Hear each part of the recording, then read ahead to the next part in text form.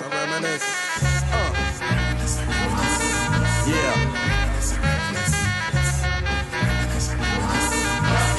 Hey everybody, it's your girl Kenlo back at it again with a new video, and today we have my guy, your guy, our guy, Steve the Poet.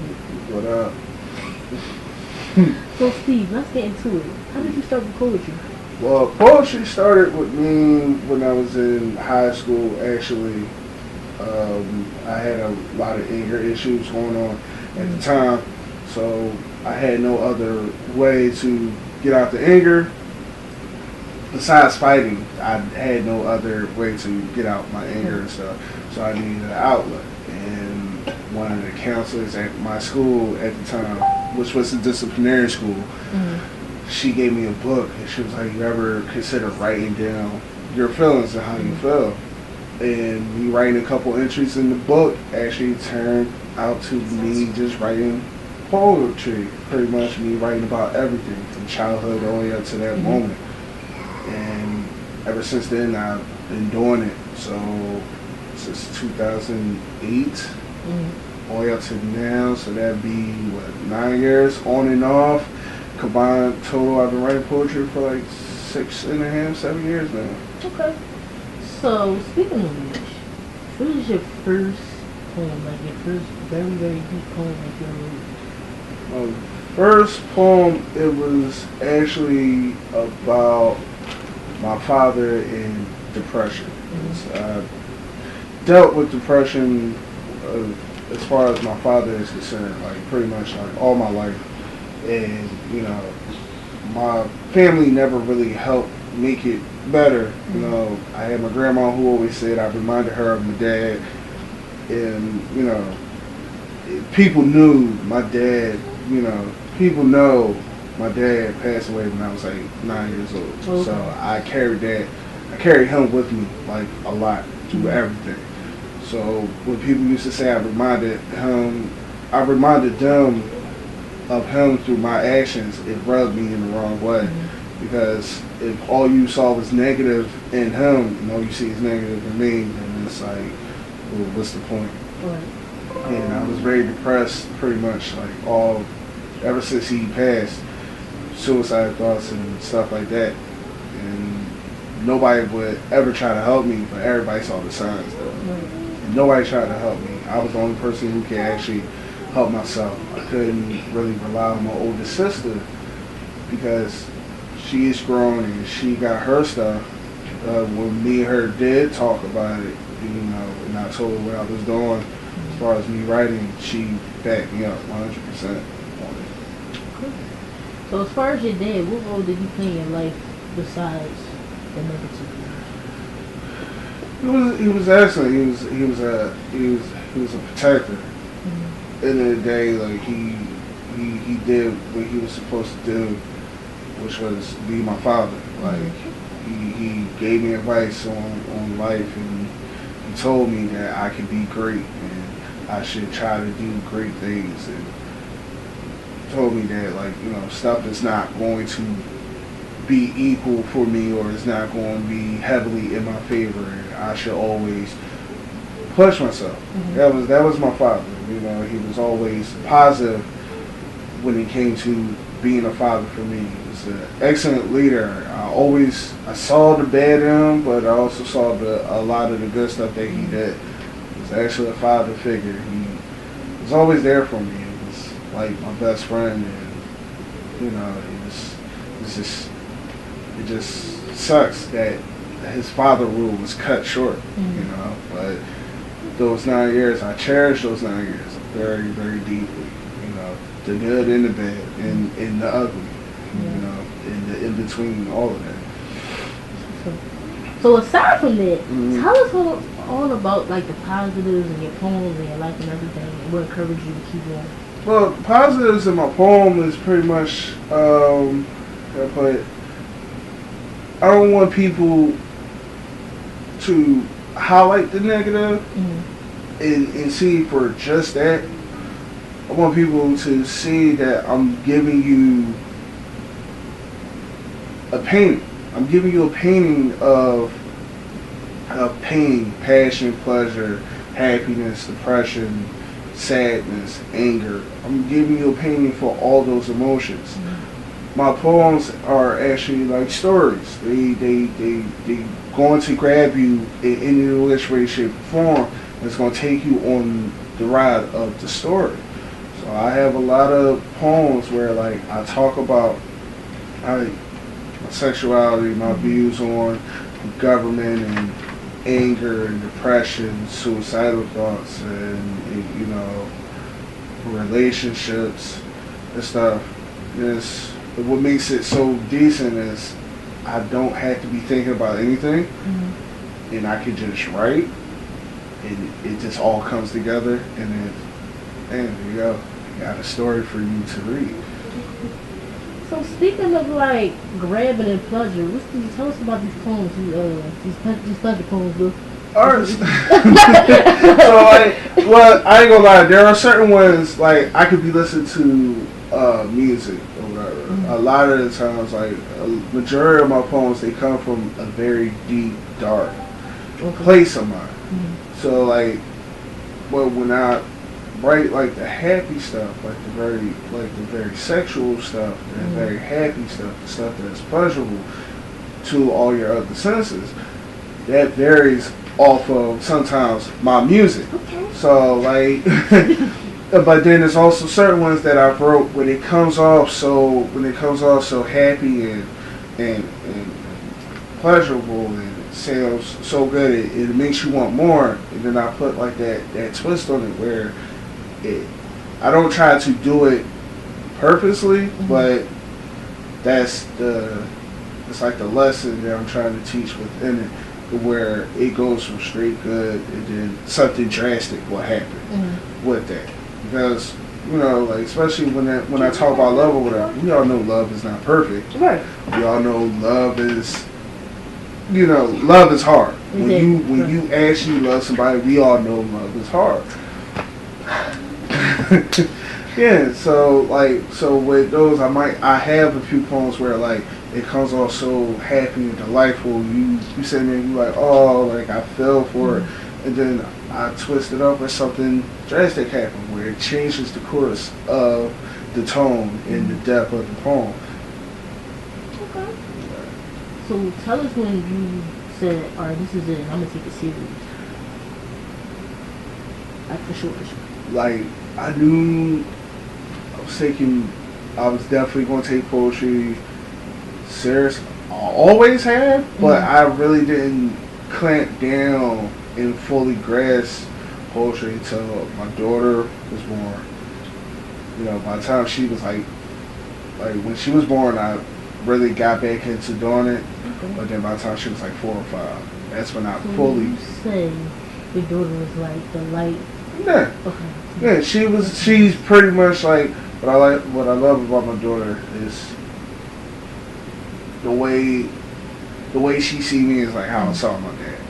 Like pretty much like if I can if I could do anything to make her happy, if she see that I'm also making myself happy, she supports it.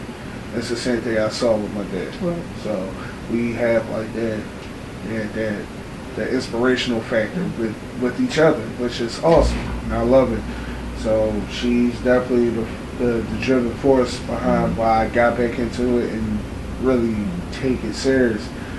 Other people that helped influence that and been the driving force behind it, my older sister, my youngest sister, and my partner, who's not here right now, he's at work.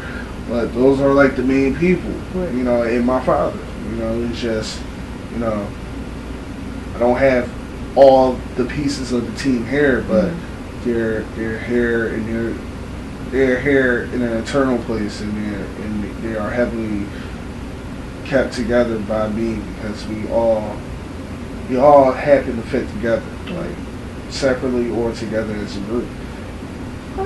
So with so much motivation that you have around you, do you plan on being more on stage and being in the book? Like, what's your goals with your poetry? How far do you want to take it? Well, this year I actually did 2 open mic events where I did open mic poetry. Those went wonderful. I actually had them recorded on Facebook Live so people can see them. I got a lot of I got a lot of positive, reception back from it. I want to create my own poetry page, so all my work is on my actual poetry page on my Facebook. Go follow that page. Yeah, find the page on Facebook. You can find it. Look up the name at Poet on the Come Up, or you can actually find the group called Multidimensionals. Like it, share it, read it to your friends, your peoples, whoever you like poetry, whoever likes it is made for everybody. I don't make it for a specific type of group. I don't make it for certain people. I make it for everybody. Everybody can relate to my poetry in some which way, shape, or form. So, are you working on a piece right now that you got in touch that you want us to know about? Because we don't have to talk about it. I actually just did one like a few days ago. It's called Modern Marvel Part 1. I'm actually working on 4 other pieces.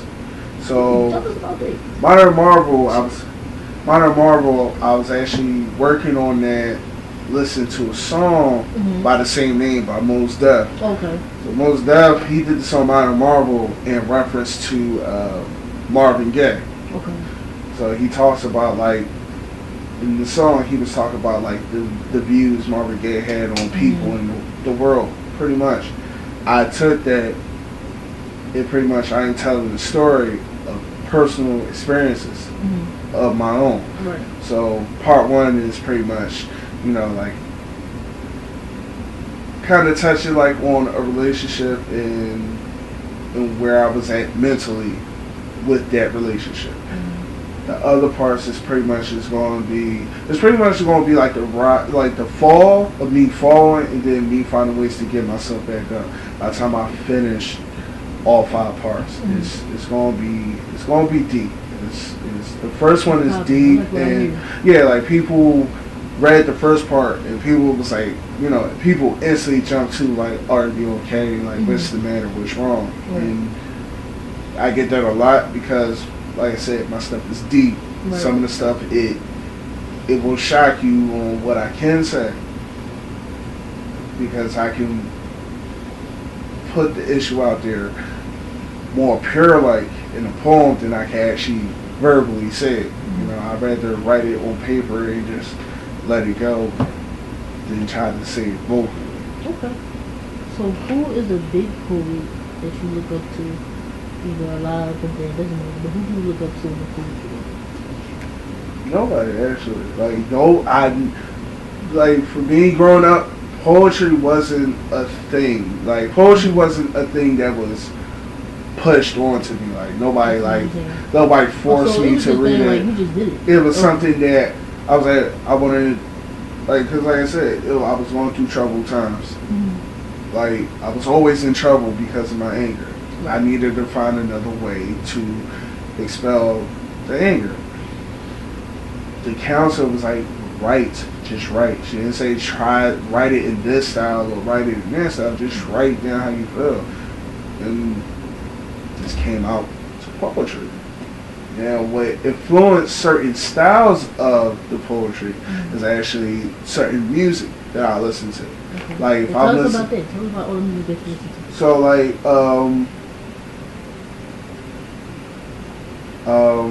it was a poem that I did. It was like a 2-part poem.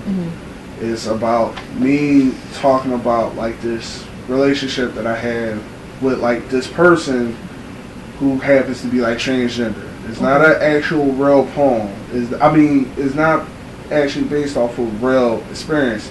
It just put me in that spectrum. And I was listening to J. Cole's For Your Eyes Only album. So what got me to write that is how he was singing on the album. Right. So that influenced that poem. I think it was called She's, the song that he did on there when he's singing, it's called She's Mine, Part 1. So certain songs like that, I put the song on repeat and I could just write to it. And the poem that I wrote to it was actually like 4 pages. What I did was I didn't want you to sit there and try to read it for like an hour. Like, So what I did was break it down. It was pretty much down to a page, and I posted it up. You know, like my oldest sister, she applauded that one because she is transgender, so she could connect with that. Like I said, Mos Def, he inspired my Modern Marvel poem. A lot of the old school singers I listen to. Stevie Wonder, #1 musical influence. And then also I was listening to Marsha Ambrosius. I listen to Marsha Ambrosius because she helps influence sexual poetry. I listen to her a lot. So. Friends and Lovers is an awesome album to write nothing but sexual poetry to. Like it's wonderful.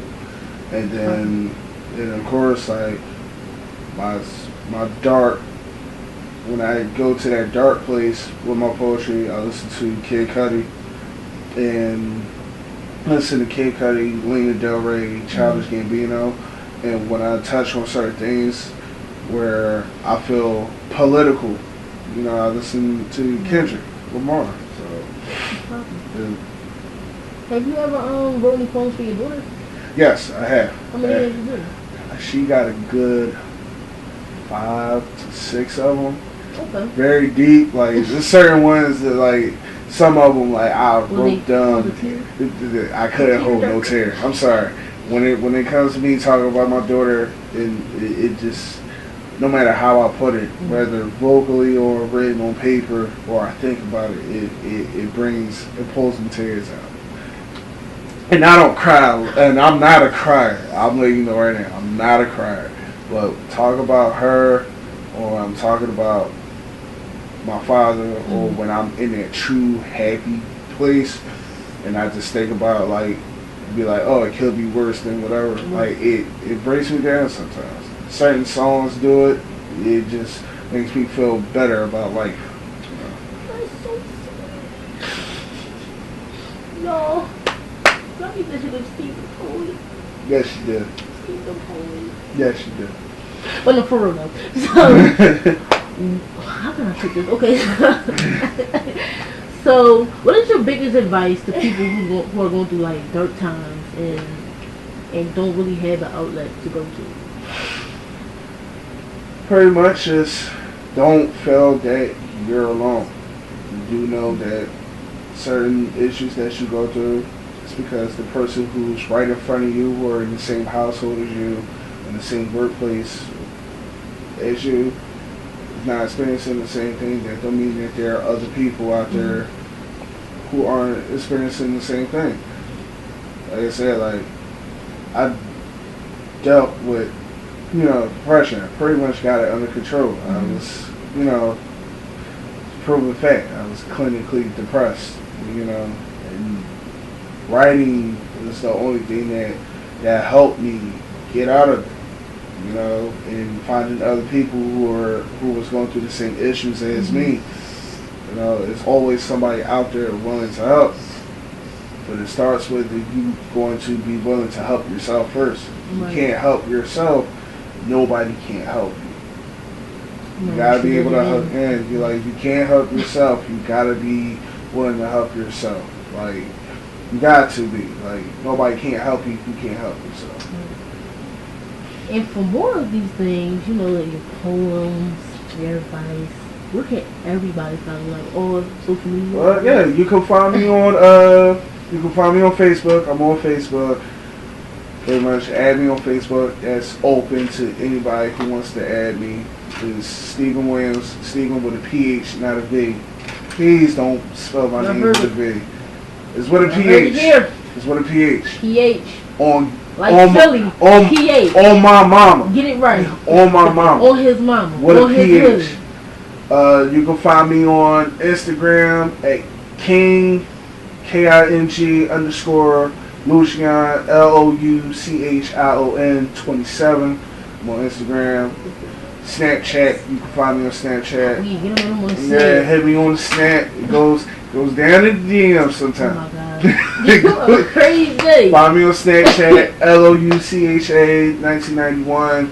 I'm on there. I'm on Twitter, My Twitter is not fully set Don't up say all the way. MySpace, because I feel like you about to go through. I am not doing it. Okay, I was about to say, don't say MySpace. You know, look, you know, MySpace used to be the Black Planet. Come Oh on, my man. MySpace used to sure. be Black Planet. It's real. I know where to follow him. And y'all know where to follow me, because I'm everywhere, okay? Yeah. I'm not on MySpace, not on Black Planet.